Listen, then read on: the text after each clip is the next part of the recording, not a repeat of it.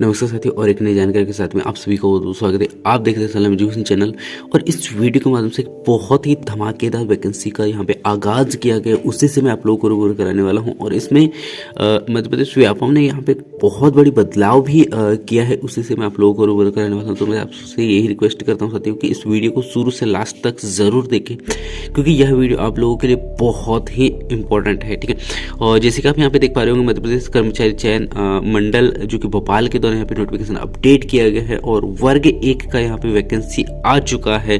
लेकिन यहाँ पे वैकेंसी में एक बहुत बड़ा बदलाव किया गया है, और वो बदलाव क्या है वो मैं इस वीडियो में आपको पूरा डिटेल में बताने का प्रयास करूंगा। जैसे कि आप यहाँ पे देख पाते होंगे, मध्य प्रदेश शासन स्कूल शिक्षा विभाग तथा मध्य प्रदेश शासन जनजाति कार्य विभाग के अंतर्गत उच्च माध्यमिक शिक्षा के लिए जो पात्रता परीक्षा 2023 परीक्षा संलग्न नियम पुस्तिका यहाँ पे यानी कि यहाँ पे जारी किया गया है। जैसे कि आप यहाँ पे देख पा रहे होंगे, ऑनलाइन आवेदन पत्र भरने की प्रारंभिक तिथि यहाँ पे है 12/1/2023, यानी कि 12 जनवरी 2023 में आपके लिए फॉर्म अप्लाई होना स्टार्ट हो जाएगा। और दूसरा यहाँ पे दिया गया है, ऑनलाइन आवेदन पत्र भरने की यहाँ पे अंतिम तिथि जो है 27/1/2023 तक आपको फॉर्म फिल करना होगा। ठीक है, और इसके बाद में आवेदन पत्र में संशोधन करने की जो प्रारंभिक तिथि है यहाँ पे 12/1/2023। ठीक, और उसके बाद में आवेदन पत्र में संशोधन करने की अंतिम तिथि यहाँ पे रखा गया है 1/2/2023 तक। ठीक है, और उसके बाद में परीक्षा दिनांक व दिन यहाँ पे है 1 मार्च, जो कि बुधवार से स्टार्ट हो जाएगा।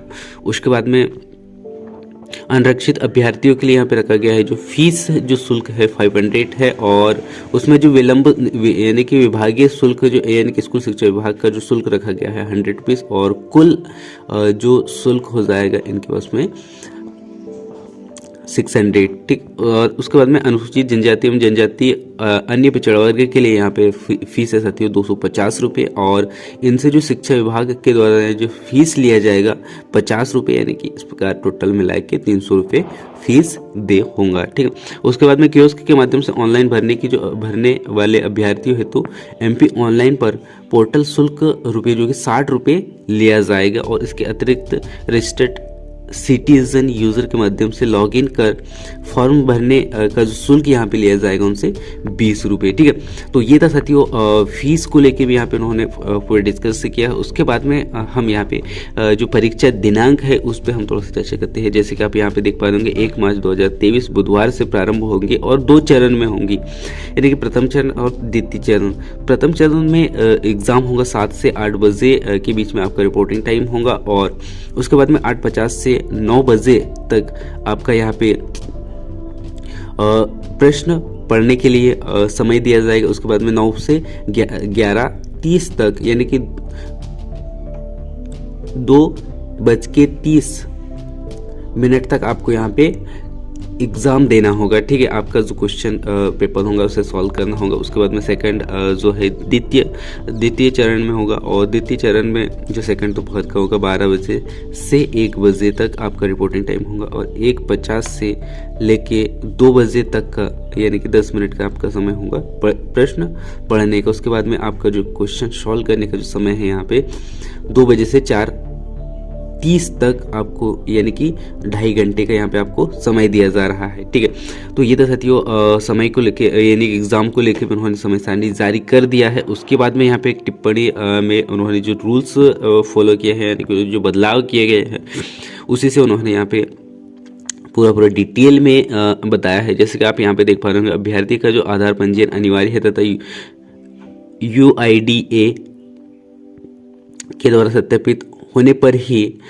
आधार मान्य होगा, तथा बोर्ड द्वारा आयोजित परीक्षा में मूल फोटोयुक्त पहचान पत्र लाना अनिवार्य होगा, और मूल फोटोयुक्त पहचान पत्र के रूप में अभ्यर्थी मतदाता पहचान पत्र, पैन कार्ड, आधार कार्ड एवं ड्राइविंग लाइसेंस तथा पासपोर्ट में से कोई एक को चयनित कर सकता है, तथा मूल फोटोयुक्त पहचान पत्र के अभाव में अभ्यर्थी परीक्षा में सम्मिलित होने से वंचित किया जा सकता है। ठीक है, उसके बाद में यहाँ पे कहा जा रहा है कि अभ्यर्थियों को नियम पुस्तिका में विनिश्चित मूल परिचय पत्र के अतिरिक्त अपना आधार कार्ड की छायाप्रति एवं आधार नंबर, आधार या फिर VID की जानकारी लाना बहुत ही अनिवार्य है। परीक्षा में प्रवेश के समय एवं परीक्षा के दौरान बहुस्तरीय बायोमेट्रिक सत्यापन अनिवार्य है। ठीक है, उसके बाद में यहाँ पे कहा जा रहा है कि परीक्षार्थियों को परीक्षा में रिपोर्टिंग समय तक परीक्षा केंद्र में प्रवेश की अनुमति होगी। ठीक है, इसके पश्चात अगर विलंब होने पर अभ्यर्थी को प्रवेश की पात्रता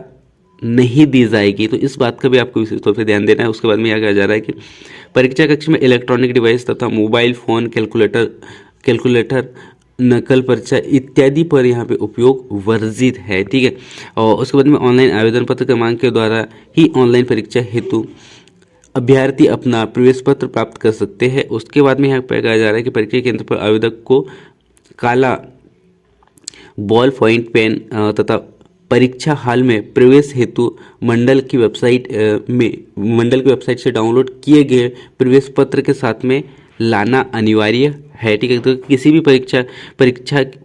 भी परीक्षार्थी को परीक्षा प्रारंभ होने के पश्चात परीक्षा समाप्ति तक परीक्षा कक्ष छोड़ने की अनुमति यहाँ पे नहीं होगी। ठीक है, तो इस बात का विशेष तौर पे ध्यान देना होगा। ठीक है, उसके बाद में यहाँ पे जो विषय सूची रखा गया है वो आप देख लीजिएगा कि ये जो नोटिफिकेशन है इसका मैं जो लिंक है पीडीएफ का लिंक भी मैं डिस्क्रिप्शन में दे दूंगा, तो वहाँ से भी आप इसका जो पूरा डिटेल है वो आप पढ़ सकते हैं। और उसके बाद में हम यहाँ पे कुछ महत्वपूर्ण जो संबंधित विभागीय नियम जो दिए हैं उन्हीं से मैं आप लोगों को रिपोर्ट कराता हूँ। जैसे कि आप यहाँ देख पा रहे हैं, उच्च माध्यमिक शिक्षा मध्य प्रदेश राज्य शिक्षा सेवा यानी कि शैक्षणिक संवर्ग सेवा शर्तों एवं भारतीय नियम जो कि 2018 तथा मध्य प्रदेश राज्य जनजाति कार्य विभाग सेवा शर्तें एवं भर्ती नियम 2018 एवं समय समय पर जारी संशोधन एवं नियम निर्देशों के अनुसार पात्रता परीक्षा निम्न शर्तों में अधीन आयोजित होगी। जैसे कि आप यहाँ पे देख पा रहे होंगे पदों का विवरण जो कि उच्च माध्यमिक शिक्षा एवं पद की श्रेणी जो रखा गया है द्वितीय श्रेणी है, और आवेदन पत्र जो कि निर्देश पुस्तिका एवं मध्य प्रदेश कर्मचारी चयन मंडल भोपाल का यहाँ पे विभाग एवं निर्देशानुसार होगा तथा परीक्षा केंद्र मध्य प्रदेश कर्मचारी चयन मंडल भोपाल के निर्देशानुसार होगा। शैक्षणिक सत्र में शैक्षणिक अर्हता में यहाँ पे रखा गया है संबंधित विषय में द्वितीय श्रेणी के स्नातकोत्तर उपाधि एवं तथा बीएड या फिर उसके समकक्ष होना चाहिए। एवं संस्कृत पाठशाला में उच्च माध्यमिक शिक्षक के संबंध में संस्कृत साहित्य व्याकरण आदि में मान्यता प्राप्त संस्था में विश्वविद्यालय से द्वितीय श्रेणी के आचार्य उपाधि एवं न्यूनतम शैक्षणिक योग्यता होनी होगी। ठीक है, तथा इसके अतिरिक्त बीएड प्रशिक्षित होना बहुत अनिवार्य है। उसके बाद भी यह कहा जा रहा है कि शिक्षक पात्रता परीक्षा में आहत होने के लिए प्रवर्ग यानी कि वर्गवार न्यूनतम अंकों का जो प्रतिशत निम्नलिखित अनुसार है। जैसे कि यहाँ पे दिया जा रहा है अनुसूचित जनजाति एवं अन्य पिछड़ा वर्ग के लिए यहाँ पे 50% से आपको क्वालिफाई होना ही होगा। ठीक है, उसमें स्पष्ट कहा गया है। ठीक है, और उसके बाद में अनुसूचित जाति अनुसूचित जनजाति एवं अन्य पिछड़ा वर्ग एवं कमजोर वर्ग के जो अभ्यर्थी मध्य प्रदेश के मूल निवासी हो केवल उन्हें न्यूनतम 50% आहत अंक का लाभ तक मिलेगा जब तक उसके पास मध्य प्रदेश के सक्षम अधिकारी द्वारा जारी वैध प्रमाण पत्र उपलब्ध होगा। एवं अन्य राज्यों के आवेदकों के लिए न्यूनतम आहत जो अंक रखा गया है यहाँ पे 60% रखा गया है। ठीक है, उसके बाद में दिव्यांगजन आवेदकों के लिए न्यूनतम आहत का यहाँ का जो अंक है 50% होंगे। ठीक है, और शिक्षक पात्रता परीक्षा में आहत अंक प्राप्त करने मात्र के नियमित हेतु कोई दावा नहीं किया जा सकेगा। ठीक, उसके बाद में विभाग द्वारा निर्धारित नियुक्ति की अन्य समस्त शर्तें पूर्ण करने पर ही नियुक्ति की कार्यवाही की जाएगी। ठीक है, शिक्षक पात्रता की वैधता आजीवन रहेगी यानी कि 2018 एवं उसके बाद आयोजित शिक्षक पात्रता परीक्षा के लिए आजीवन वैधता लागू होगी तथा आहत शर्त यानी कि वर्ष जो कि 2018 अथवा इसके बाद आयोजित शिक्षक पात्रता परीक्षा में आहत अभ्यर्थी को पुनः पात्रता परीक्षा में सम्मिलित होने की आवश्यकता नहीं है। मतलब यहाँ पे ये कहा जा रहा है साथियों कि अगर इस प्रवेश परीक्षा में अगर आप क्वालिफाई होते हैं तो इसके बाद में जो भी जो क्वालिफाई के लिए जो वैकेंसी यानी कि जो एग्ज़ाम होगा उसमें आपको एग्ज़ाम नहीं देना होगा क्योंकि एक प्रवेश परीक्षा ही इसके बाद में आप जो संविदा वर्ग 1 का जो मेन एग्ज़ाम होगा उसमें आपको एग्ज़ाम देना होगा। ठीक है, तो वो एग्ज़ाम देने के लिए सबसे पहले आपको ये इंट्रेंस एग्ज़ाम देना ही होगा। इसके बिना आप उस फॉर्म को फिल नहीं कर सकते हैं, इसमें यही कहा जा रहा है। उसके बाद में यहाँ पे है शिक्षकों के रिक्त पदों पर नियुक्ति हेतु विभाग द्वारा विज्ञापन जारी कर शिक्षक चयन परीक्षा आयोजित की जाएगी तथा शिक्षक पात्रता परीक्षा में आहत अभ्यर्थियों को शिक्षक चयन परीक्षा में सम्मिलित होना होगा तथा नियुक्ति के लिए विज्ञापन एवं प्रक्रिया राज्य शासन के कार्यपालिका आदेश द्वारा निर्दिष्ट की जाएगी। ठीक है। शिक्षक पात्रता परीक्षा में भाग लेने वाले आवेदकों को निर्धारित शैक्षणिक व्यावसायिक योग्यता अर्जित होने के अंतिम वर्ष में है तथा वे भी पात्रता परीक्षा में बैठने हेतु मान्य होंगे जो शैक्षणिक योग्यता संबंधित आहत अर्जन की संदर्भ तिथि नियुक्ति के लिए विभाग द्वारा जारी किए जाने वाले शिक्षक चयन भर्ती के विज्ञापन की तिथि में होंगे, अर्थात उस तिथि को अभ्यर्थी द्वारा परीक्षा अंक सूची यानी कि उपाधि धारित किया जाना अनिवार्य होगा तथा किंतु ऐसे अभ्यर्थी जिनके पास में शैक्षणिक योग्यता नहीं है अथवा जो निर्धारित शैक्षणिक व्यवसाय की योग्यता अर्जित करने के अंतिम वर्ष में अध्ययनरत नहीं है उन्हें पात्रता परीक्षा में बैठने की अनुमति नहीं होगी। ऐसा अभ्यर्थी जो पात्रता परीक्षा में गलत जानकारी देकर सम्मिलित होंगे उनकी अभ्यर्थिता नियुक्ति हेतु अमान्य की जाएगी। ठीक है। तो यहाँ पे ये कहा जा रहा है साथियों कि अगर आपका एमएससी यानी कि पोस्ट ग्रेजुएशन में आपका अगर लास्ट ईयर है और आपका जो लास्ट ईयर कंप्लीट नहीं हुआ है तो भी आप फॉर्म फिल कर सकते हैं, या तो फिर यहाँ पे अगर फर्स्ट ईयर भी है तो भी फर्स्ट ईयर कंप्लीट है और सेकंड ईयर चालू है तो भी आप इस फॉर्म को फिल कर सकते हैं। लेकिन अगर आपके पास में पोस्ट ग्रेजुएशन का कोई डिप्लोमा नहीं है, मतलब आपने अभी तक आपका जो पोस्ट ग्रेजुएशन स्टार्ट ही नहीं हुआ है तो आप इस फॉर्म को फिल नहीं कर सकते हैं, यहाँ पे ये कहा जा रहा है। ठीक है। ये यहाँ पे एक साफ शब्दों में कहा गया है कि पोस्ट ग्रेजुएशन यानी कि आपके पास में वो चाहे एमएससी हो या एमए हो या फिर एमकॉम हो, कोई भी सब्जेक्ट से अगर आपका जो पीजी है वो स्टार्ट है तो आप इस फॉर्म को फिल कर सकते हैं। उसके बाद में यह कहा जा रहा है कि ऐसे अभ्यर्थी जो अनुसूचित जाति एवं अनुसूचित जनजाति एवं अन्य पिछड़ा वर्ग अभ्यर्थी एवं अन्य आर्थिक रूप से जो कमजोर वर्ग के दिव्यांग श्रेणी में है किंतु उसके पास में मध्य प्रदेश के सक्षम अधिकारी द्वारा जारी वैध प्रमाण पत्र नहीं है तो उन्हें पात्रता परीक्षा में अनारक्षित प्रवर्ग के लिए निर्धारित न्यूनतम अंक प्राप्त करने पर ही शिक्षक चयन परीक्षा में आरक्षित प्रवर्ग के अभ्यर्थी मान्य की जाएगी तथा ऐसे अभ्यर्थी जो पात्रता परीक्षा में गलत जानकारी देकर सम्मिलित होंगे उनकी अभ्यर्थी नियुक्त हेतु अमान्य की जाएगी। ठीक है। उसके द्वारा यहाँ पे कहा जा रहा है कि विभागीय द्वारा भर्ती के लिए जारी विज्ञापन के समय प्रचलित नियमों के अनुरूप भर्ती की कार्यवाही की जाएगी तथा शिक्षक पात्रता परीक्षा में भाग लेने हेतु अभ्यर्थी को 1 जनवरी 2023 को यानी कि आपको यहाँ पे एज हो जाना चाहिए 21 वर्ष की आयु पूर्ण होने पर ही आप इस फॉर्म को फिल कर सकते हो। उसके बाद में यहाँ पे कहा जा रहा है विभागीय द्वारा भर्ती के समय अधिकतम आयु की गणना सामान्यतः प्रशासन विभाग के निर्देशों एवं विभागीय भर्ती नियमों के अनुसार की जाएगी तथा उच्च माध्यमिक शिक्षक पात्रता परीक्षा विषय आयोजित होगी तथा अभ्यर्थी को परिशिष्ट 1 में उल्लेखित अनुसार संबंधित विषय में अर्हता धारण करना अनिवार्य होगा। परीक्षा की जो योजना एवं पाठ्यक्रम पृथक से संलग्न है। ठीक है। पदों का जो यहाँ पे वेतन भी दिया गया है साथियों, जैसे कि आप यहाँ पे देख पा रहे हैं पदों के उच्च माध्यमिक शिक्षक के लिए न्यूनतम वेतन यहाँ पे रखा गया है 36,200 रुपये महंगाई भत्ता के तौर पर। ठीक है। उसके बाद में यहाँ पे स्कूल शिक्षा विभाग यानी कि मध्य प्रदेश शासन स्कूल शिक्षा विभाग के पत्र क्रमांक जो कि 179 या 20/18/20 भोपाल दिनांक जो कि 3/1/2020 के अनुसार स्कूल शिक्षा विभाग द्वारा शासनीय अनुमोदन से यह निर्णय लिया गया है कि शिक्षक पात्रता परीक्षा में भाग लेने वाले अभ्यर्थियों से विभाग स्तर पर होने वाले व्यय की प्रतिपूर्ति के लिए अनारक्षित अभ्यर्थियों के रूप में 100 रुपये एवं आरक्षित वर्ग के अभ्यर्थियों के लिए 50 रुपये कर्मचारी चयन मंडल द्वारा प्राप्त किए जाए एवं इस परीक्षा को परीक्षा स्कूल शिक्षा विभाग में स्थानांतरित की जाए। ठीक है, तो ये था साथियों एक बहुत ही महत्वपूर्ण जानकारी। और उसके बाद में हम यहाँ पे देखते हैं सेकंड अध्याय में यहाँ पे दिया गया है मध्य प्रदेश शासन के कुछ रूल्स है परीक्षा से रिलेटेड, उनसे भी आप लोगों को मैं रूबरू कराता हूँ। जैसे कि आप यहाँ पे देख पा रहे हो, इस परीक्षा हेतु केवल ऑनलाइन आवेदन पत्र प्राप्त किए जाएंगे, जिसमें कि आवेदन द्वारा अपनी शैक्षणिक अर्हता को ध्यान में रखते हुए आवेदन पत्र प्रस्तुत किया जाएगा तथा अभ्यर्थी शैक्षणिक अर्हता का भलीभांति अध्ययन करने के उपरांत ही आवेदन भरे। ये यहाँ पे स्पष्ट शब्दों में कहा जा रहा साथियों। तो मैं आप सबसे मेरा यही रिक्वेस्ट है कि इस वीडियो को अच्छे से देखें।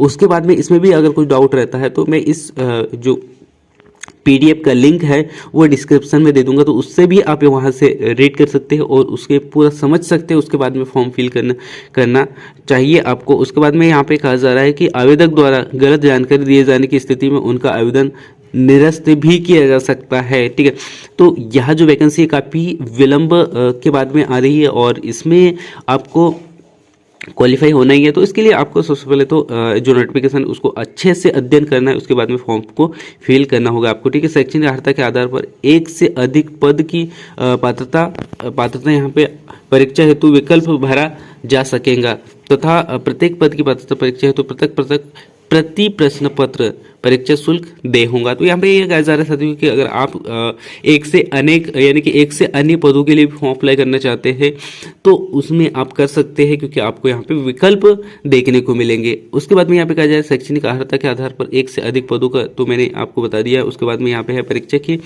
गोपनीयता सूचिता एवं समस्याओं को दृष्टिगत रखते हुए आवेदन पत्र में यदि कोई अभ्यर्थी एक से अधिक प्रश्न पत्र के विकल्प को चुनता है तो उस अभ्यर्थी को सभी चुने गए प्रश्न पत्रों के लिए संबंधित योग्यता का प्रमाण पत्र अपलोड किया जाना होगा। ठीक है, तो इस बात का भी आपको विशेष तौर पे ध्यान देना है। ठीक है, उसके बाद में किसी भी स्तर पर अभ्यर्थी द्वारा उक्त अपलोड किए गए प्रमाण पत्र का बोर्ड स्तर से केवल परीक्षा आयोजन के उद्देश्य से परीक्षण किया जा सकता है तथा एवं कोई भी गलत जानकारी दिए जाने के कारण अभ्यर्थी की जो अभ्यर्थीता परीक्षा में निरस्त की जा सकती है एवं बोर्ड के पास वैधानिक कार्यवाही करने का जो अधिकार सुरक्षित रहेगा। उसके बाद में यहाँ पे कहा जा रहा है कि अभ्यर्थी की जो नियुक्ति हेतु प्रमाण पत्र का परीक्षा या किसी भी तरह का सत्यापन बोर्ड द्वारा नहीं किया जाएगा एवं पूर्णतः संबंधित विभाग द्वारा ही किया जाएगा। तो इस बात का भी आपको विशेष तौर पर ध्यान देना है। उसके बाद में यहाँ पे कहा जाए ऑनलाइन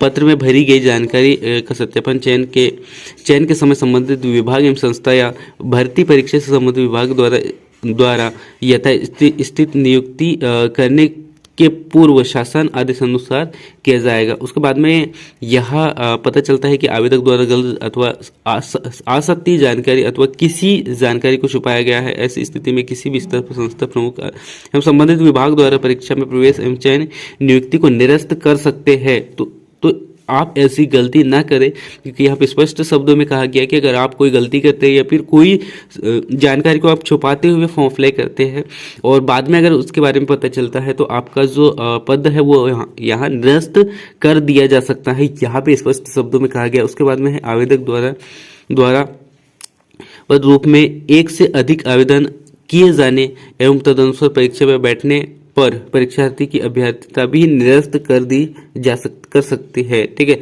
और उसके बाद में परीक्षा हॉल में ले जाने वाले कुछ जो सामग्री यहाँ पे बताया जा रहा है उस पर भी हम थोड़ा सा यहाँ पे चर्चा करते हैं। जैसे कि आप यहाँ पे देख पाएंगे बोर्ड की जो वेबसाइट से आपको जो डाउनलोड किया गया प्रवेश पत्र है वो ही लेके जाना है। उसके बाद में काला एवं बॉल पॉइंट पेन जो है उपस्थित पत्रक एवं हस्ताक्षर अन्य लिखित कार्यवाही है तो आपको वहाँ पे मिलेगा। उसके बाद में फोटो युक्त मूल पहचान पत्र लेके आपको जाना है, या फिर मतदाता पहचान पत्र या पैन कार्ड या फिर ड्राइविंग लाइसेंस अगर आपके पास में हो, इन सब में से कोई भी एक हो उसे आपको लेके जाना है। ठीक है, उसके बाद में परीक्षा में किसी भी प्रकार के इलेक्ट्रॉनिक डिवाइस अथवा मोबाइल हो गया, ब्लूटूथ हो गया, अन्य डिवाइस आपको लेके नहीं जाना है, यहाँ पे वर्जित है।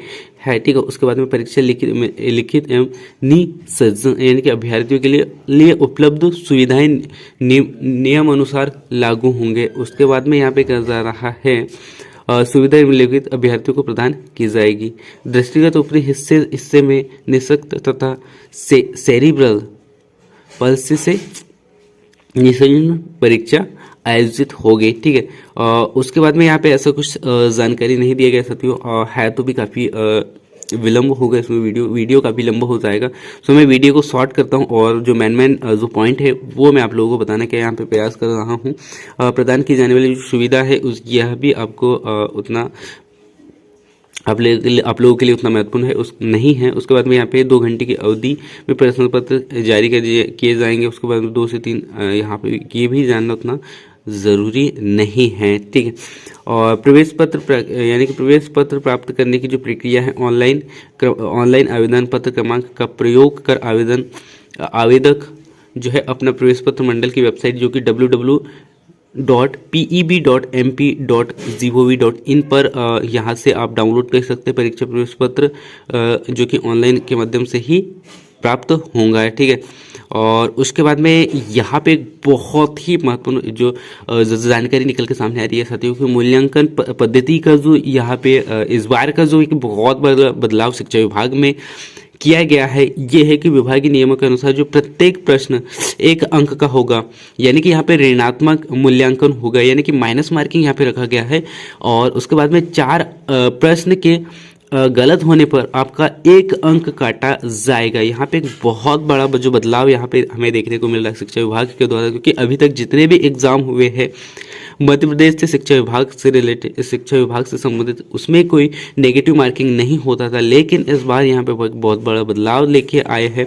और यह प्रवेश परीक्षा में ही जो है माइनस मार्किंग एग्ज़ाम ले रहे हैं, तो यहाँ पे एक बहुत बड़ा बदलाव हमें यहाँ पे देखने को मिल रहा है। और उसके बाद में जो त्रुटिपूर्ण प्रश्न उनका जो निरस्तीकरण एवं बदले में दिया गया अंक जो है वो यहाँ पे दिया गया है। जैसे कि आप यहाँ पे देख पा रहे होंगे, परीक्षा उपरांत मंडल द्वारा अभ्यर्थी से प्रश्न पत्र के विषय में आपत्ति आहुति की जाएगी तथा तदनुसार विशेषज्ञों से प्रश्न पत्र के आपत्ति युक्त प्रश्न का परीक्षण कराया जाता था। निम्नलिखित कारणों से प्रश्न पत्र निरस्त की जा सकती है। जैसे प्रश्न की संरचना गलत हो तो निरस्त की जा सकती है, उत्तर के रूप में दिए गए विकल्पों में से एक से अधिक विकल्प सही हो तो इस स्थिति में भी यहाँ पे जो प्रश्न पत्र है वो सही किया जा सकता है, कोई भी विकल्प सही ना हो। और उसके बाद में यदि प्रश्न पत्र में किसी प्रश्न में अंग्रेजी एवं हिंदी अनुवाद विभिन्न हो, जिस कारण दोनों भिन्न भिन्न अर्थ निकलते हो, तो इस स्थिति में भी यहाँ पे प्रश्न पत्र को सही करने की जो पॉसिबिलिटी काफ़ी बढ़ जाती है, ठीक। उसके बाद अन्य कोई कारण जिससे विषय विशेषज्ञ एवं समिति द्वारा उचित समझा जाए तो भी यहाँ पे परिवर्तन किया जा सकता है। प्रश्न पत्र विशेषज्ञों एवं समिति द्वारा की गई अनुशंसा अनुसार ऐसे निरस्त की जाए जिसमें प्रश्न पत्र के सभी को किए गए प्रश्न पत्रों को हल किया हो या नहीं हो। इस स्थिति में भी यहाँ पे यानी कि यहाँ पे कुछ चर्चा किया जा सकता है, ठीक है। उदाहरण के लिए यदि किसी 100 प्रश्न के प्रश्न पत्र में 2 प्रश्न निरस्त किए जाते हैं और मूल्यांकन के बाद यदि अभ्यर्थी 98 अंकों में 90 अंक प्राप्त करता है तो उसके अंकों की जो गणना यहाँ पे किया जाएगा 91.83, ठीक है। और उदाहरण के लिए उन्होंने दूसरा जो उदाहरण दिया है 150 प्रश्न पत्र में से आपके 2 अंक अगर निरस्त किए जाते तो मूल्यांकन के बाद में अभ्यर्थी का जो 148 प्रश्न होंगे और इसमें 140 अंक प्राप्त होंगे। उसके अतिरिक्त उनको जो गणना किया जाएगा यहाँ पे 141.89, ठीक है। तो ये आप एक बार देख लीजिएगा, ठीक है। उसके बाद में हम यहाँ पे और कुछ महत्वपूर्ण तथ्यों पर चर्चा कर लेते हैं, क्योंकि वीडियो को मैं ज़्यादा लंबा नहीं करूँगा साथियों, क्योंकि वीडियो अगर लंबा होगा तो आपका यहाँ पे समय काफ़ी व्यर्थ होगा, तो मैं ये नहीं चाहता कि आपका समय यहाँ पे ज़्यादा हो। और उसके बाद में यहाँ पे ऐसा कुछ जो इम्पोर्टेंट मुझे नज़र नहीं आ रहा है। और परीक्षा परिणाम जो घोषित यहाँ पे कहा जा रहा है कि परीक्षा परिणाम घोषित होने के पूर्व मंडल की वेबसाइट पर परीक्षा परिणाम के साथ साथ में विषयवार आदर्श उत्तर जो कि आदर्श उत्तर अभ्यर्थी की सुविधा के लिए यहाँ पे उपलब्ध करा दिया जाएगा। परीक्षा परिणाम मंडल के द्वारा किए जाने वाले परीक्षा परिणाम में लिखित परीक्षा के अंकों के आधार पर केवल आवेदक के ही अंकित होंगे, यहाँ पे कहा जा रहा है। तो इसे भी आप एक बार रीड कर लीजिएगा, ठीक है। और उसके बाद में हम यहाँ पे जो महत्वपूर्ण जो तथ्य है उन पे चर्चा करते हैं साथियों, क्योंकि यहाँ पे जो वीडियो है काफ़ी लंबा हो जाएगा, है ना। तो हम देखते हैं नेक्स्ट, यहाँ पे हम आवेदन भरने की जो तिथि पुनः देख लेते हैं। जैसे कि मैंने कुछ समय पहले बताया भी था आपको कि फॉर्म भरने की यहाँ पे जो प्रारंभिक तिथि है 12/1/2023 से आप फॉर्म भर सकते हैं, और भरने की जो अंतिम तिथि यहाँ पे रखा गया है 27/1/2023 तक आपको फॉर्म भरना है। यानी कि फॉर्म भरने के जो दिवस यहाँ पे दिया गया है 16, और फॉर्म भरने की जो प्रारंभिक तिथि जो कि 12/1/2023 तक है, और फॉर्म करने की जो अंतिम तिथि है 1/2/2023 तक, यानी कि संशोधन का दिनांक है, यानी कि 21 दिवस का आपको यहाँ पे समय दिया जाएगा। ठीक है, तो ये जो ऑनलाइन एग्जाम डेट का जो विवरण भी मैंने आपको पहले ही बता दिया है, एक बार फिर से पुनः देख लीजिएगा। ठीक है, उसके बाद में हम यहाँ पे देखते हैं सिलेबस, सिलेबस नहीं, फीस, जो कि फीस मैंने पहले ही बताया था, पुनः आपको यहाँ पे बता देता हूँ।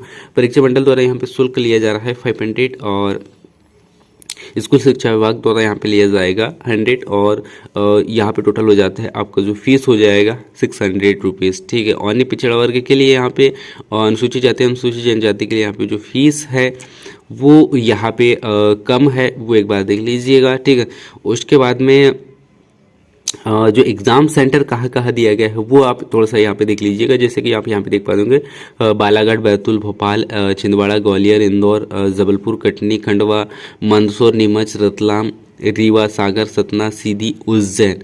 इस बार जो एग्ज़ाम सेंटर है साथियों डिस्ट्रिक्ट में ही दिया जा रहा है, तो इस बात का आप विशेष तौर पर ध्यान दें। उसके बाद में यहाँ पे है परीक्षा केंद्र पर परीक्षा प्रारंभ होने के पूर्व, यानी होने के 2 घंटे पूर्व अभ्यर्थी की उपस्थिति होना अनिवार्य होगा। ठीक है, और यहाँ पे सीसीटीवी कैमरे यहाँ पे लगाए जाएंगे, तो यहाँ पे बताया जा रहा है, तो ये आप देख लीजिएगा। ठीक है, इसके बाद में हम यहाँ पे सिलेबस पे हम चर्चा करते हैं। जैसे कि आप यहाँ पे देख पा होंगे सभी प्रश्न पत्र अनिवार्य होंगे। परीक्षा यहाँ पे होगा आपका 150 अंकों का प्रश्न पत्र होगा, जो कि 2.5 घंटे में आपको यहाँ पे एग्ज़ाम देना होगा। परीक्षा के सभी प्रश्न पत्र बहुविकल्पीय होंगे। ठीक है, उसके बाद में प्रश्न पत्र में प्रत्येक प्रश्न पत्र 1 अंक का होगा, और ऋणात्मक मूल्यांकन होगा, जैसे कि मैंने कुछ समय पहले आपको बताया था। और यानी कि 4 क्वेश्चन अगर आप गलत करते हो तो उसमें आपका 1 अंक कट हो जाएगा। और उसके बाद में प्रश्न पत्र के 2 भाग होंगे, भाग अ और भाग ब। ठीक है, इसमें सिलेबस में दिया गया साथियों की, जैसे कि आप यहाँ पे देख पा रहे हो, सामान्य हिंदी जो कि 8 अंक का होगा, और सामान्य अंग्रेजी 5 क्वेश्चन, यानी कि 5 MCQ, यानी कि 5 मार्क्स के होंगे। और सामान्य ज्ञान एवं सामान्य घटना चक्र यहाँ पे 7 मार्क्स का होगा, और शिक्षा शास्त्र यहाँ पे है 10 मार्क्स का होगा, और कुल इस प्रकार टोटल मिला के अगर देखें तो 30 मार्क्स का यहाँ पे होगा। और यानी कि भाग बा में 120 अंक होंगे, एवं प्रश्न पत्र में 120 बहुविकल्पी प्रश्न पत्र पूछे जाएंगे, तथा प्रश्न पत्र के अंतर्गत 16 विषय नीचे तालिका में दिए गए अनुसार होंगे, तो जिसमें अभ्यर्थी अपने स्नातकोत्तर उपाधि के विषय में ही परीक्षा में सम्मिलित होंगे। मतलब यहाँ पे ये कहा जा रहा है साथियों कि आपने जो पोस्ट ग्रेजुएशन पीजी जो किया है, आपने जो सब्जेक्ट से किया है वो सब्जेक्ट यहाँ पे आपको चूज करना होगा, और इसी के जो नंबर आने वाले हैं आपके 120 नंबर के, यहाँ पे बहुत ही यानी कि अच्छा अवसर यहाँ पे मिल रहा है, जिससे कि आपका क्वालिफाई होने का जो चांसेस है बहुत हद से बहुत बढ़ जाता है साथियों। तो ये आप सब्जेक्ट देख लीजिएगा, है ना। जैसे कि यहाँ पे आप देख पा रहे होंगे, हिंदी हो गया, अंग्रेजी, संस्कृत, उर्दू, गणित, भौतिक विज्ञान, जीव विज्ञान, रसायन विज्ञान, गृह विज्ञान एवं वाणिज्य, इतिहास, भूगोल एवं राजनीतिक शास्त्र एवं अर्थशास्त्र एवं कृषि एवं समाजशास्त्र इत्यादि यहाँ पे सब्जेक्ट दिए गए हैं। आपका जो भी सब्जेक्ट है उससे आप एक बार देख लीजिएगा। ठीक है, उसके बाद में यहाँ पे ऐसा कुछ इम्पोर्टेंट है नहीं साथियों, और उसके बाद में इसका जो डिटेल है इसमें पूरा सब्जेक्ट सिलेबस दिया गया है। सिलेबस अगर हम रीड करें तो वीडियो का जो समय है वो काफ़ी लंबा हो जाएगा। सो मैं उम्मीद करता हूँ साथियों कि यह वीडियो आपको अच्छा लगा होगा, और इसका और अच्छे से जानकारी अगर चाहिए तो इसमें कमेंट्स करें, जो भी डाउट आपका आता है उस पर हम डिस्कस करेंगे। उसके बाद में इसका जो PDF है वो मैं लिंक के रूप में आपको डिस्क्रिप्शन में दे रहा हूं, उसे एक बार अच्छे से रीड कर लीजिए। सो मैं उम्मीद करता हूँ कि आपको यह जो जानकारी आपको अच्छा लगा होगा, और ऐसे ही नई नई जानकारी पाने के लिए इस सलाम एजुकेशन चैनल को सब्सक्राइब करें, क्योंकि इस चैनल के माध्यम से शिक्षा विभाग से रिलेटेड बहुत सारी जो जानकारियाँ हैं वो लेके आता हूँ। और मिलते हैं नेक्स्ट वीडियो में। So thanks for watching. जय हिंद, वंदे मातरम।